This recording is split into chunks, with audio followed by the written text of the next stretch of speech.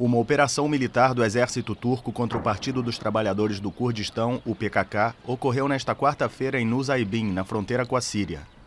A ofensiva começou no dia 14 de março. Ankara prometeu eliminar o PKK, classificado como uma organização terrorista pela Turquia e seus aliados ocidentais, e anunciou operações nas cidades de Yüksekova, Nusaybin e Sirnak. Segundo o exército, 137 militantes do partido foram mortos até agora durante a operação.